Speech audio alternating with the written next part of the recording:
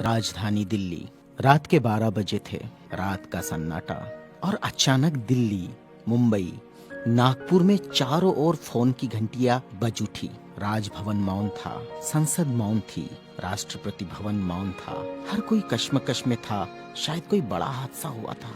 यह किसी बड़े हादसे या आपदा से कम नहीं था। कोई अचानक हमें छोड़कर चला गया था, जिसके जाने से करोड़ों लोग दुख भरे आंसुओं से विलाप कर रहे थे। देखते ही देखते मुंबई की सारी सड़कें भीड़ से भर गई। पैर रखने की भी जगह नहीं बची थी मुंबई की सड़कों पर, क्योंकि पार्थिव शरीर मुंबई लाया जाना था और अंतिम संस्कार भी मुंबई में ही होना था। नागपुर, कानपुर, दिल्ली, चेन्नई, मद्रास, बेंगलोर, पुणे, नासिक और पूरे देश से मुंबई आने वाली रेलगाड़ियों और बसों में बैठने को जगह नहीं थी। सब जल्द से जल्द मुंबई पहुंचना चाहते थे और देखते ही देखते अरब सागर वाली मुंबई जनसागर से भर गई। कौन था यह शख्स जिसके अंतिम दर्शन की लालसा में जन सैलाब रोते बिलखते मुंबई की ओर बढ़ रहा था? देश में यह पहला प्रसंग था जब बड़े बुजुर्ग छोटे छोटे बच्चों जैसे छाती पीट पीट कर रो रहे थे। महिलाएं आक्रोश कर रही थी और कह रही थी, मेरे पिता चले गए, अब कौन है हमारा यहाँ। चंदन की चिता पर जब उसे रखा गया तो लाखों दिल रुदन से जल रहे थे। अरब सागर अपनी लहरों के साथ किनारों पर थपकता और लौट जाता, फिर थपकता, फिर लौट जाता। शायद अंतिम दर्शन के लिए वह भी जोर लगा रहा था। चिता जली और करोड़ों लोगों की आंखें बरसने लगी। किसके लिए बरस रही थी ये आंखें? कौन था इन सब का पिता? किसकी जलती चिता को देखकर जल रहे थे करोड़ों दिलों के अग्निकुंड? कौन था यह जो छोड़ गया था इनके दिलों में आंधिया? कौन था वह जिसके नाम मात्र लेने से गरज उठती थी बिजलियां, मन से मस्तिष्क तक दौड़ जाता था ऊर्जा का प्रवाह? कौन था वह शख्स जिसने छीन लिए थे खाली कासे इनके हाथों से और थमा दी थी कलम लिखने के लिए एक नया इतिहास? आंखों में बसा दिए थे नए सपने, ओठों पर सजा दिए थे नए तराने, धमनियों से प्रवाहित किया था स्वाभिमान अभिमान को, दास्यता की जंजीरें तोड़ने के लिए दिया प्रज्ञा का शस्त्र। चिता जल रही थी अरब सागर के किनारे और देश के हर गांव के किनारे में जल रहा था एक स्मशान। हर एक शख्स की आंखों में और दिल में भी, जो नहीं पहुंच सका था अरब सागर के किनारे, एक टक देख रहा था वह उसकी प्रतिमा या गांव के उस झंडे को जिसमें नीला चक्र लहरा रहा था। क्या बैठा था भूख प्यास भूल कर अपने समूह के साथ उस जगह जिसे वो बुद्ध विहार कहता था? क्यों गांव शहर में सारे समूह भूखे प्यासे बैठे थे उसकी चिता की आग ठंडी होने का इंतजार करते हुए?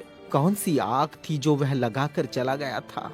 क्या विद्रोह की आग थी या थी वह संघर्ष की आग? भूखे नंगे बदनों को कपड़ों से ढकने की थी आग? असमानता की धज्जियां उड़ाकर समानता प्रस्थापित करने की आग? चवदार तालाब पर जलाई हुई आग अब बुझने का नाम नहीं ले रही थी। धू धू जलती मनुस्मृति धुएं के साथ खत्म हुई थी। क्या यह वह आग थी जो जलाकर चला गया था वह?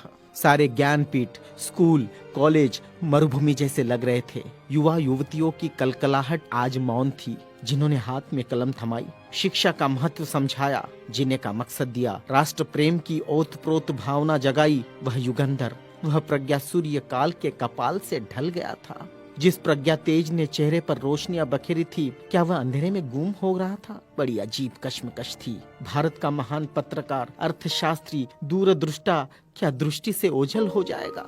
सारे मिलों पर ऐसा लग रहा था जैसे हड़ताल चल रही हो। सुबह शाम आवाज देकर जगाने वाली धुआं भरी चिमनियां भी आज चुपचाप थी।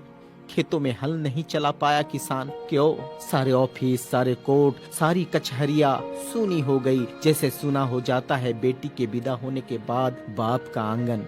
सारे खेतीहर मजदूर, किसान असमंजस में थे। ये क्या हुआ? उनके सिर का छत्र छीन गया। वह जो चंदन की चिता पर जल रहा है, उसने ही तो जलाई थी जबरान जोत। मजदूर आंदोलन का वही तो था आधुनिक भारत में मसीहा। सारी मिलों पर होती थी जो हड़तालें आंदोलन अपने अधिकारों के लिए, उसकी प्रेरणा भी तो वही था जिसने मजदूरों को अपना स्वतंत्र पक्ष दिया और संविधान में लिख दी वह सभी बातें जिन्होंने किसानों, खेतीहारों, मजदूरों के जीवन में खुशियां बखेरी थी। इधर नागपुर की दीक्षा भूमि पर मातम पसरा था। लोगों की चीखें सुनाई दे रही थी, बाबा चले गए, हमारे बाबा चले गए। आधुनिक भारत का वह सपुत्र है जिसने भारत में लोकतंत्र का बीजारोपण किया था, जिसने भारत के संविधान को रचकर भारत को लोकतांत्रिक गणराज्य बनाया था, हर नागरिक को समानता, स्वतंत्रता और न्याय का अधिकार दिया था, वोट देने का अधिकार देकर देश का मालिक बनाया था। क्या सचमुच वह शख्स नहीं रहा? कोई भी विश्वास करने को तैयार नहीं था। लोग कह रहे थे, अभी तो यहाँ बाबा की सफेद गाड़ी रुकी थी, बाबा गाड़ी से उतरे थे सफेद पोशाक में, देखो अभी तो बाबा ने पंचशील दिए थे। 22 प्रतिज्ञाओं की गूंज अभी आसमान में ही तो गूंज रही थी। वो गूंज शांत होने से पहले बाबा शांत नहीं हो सकते।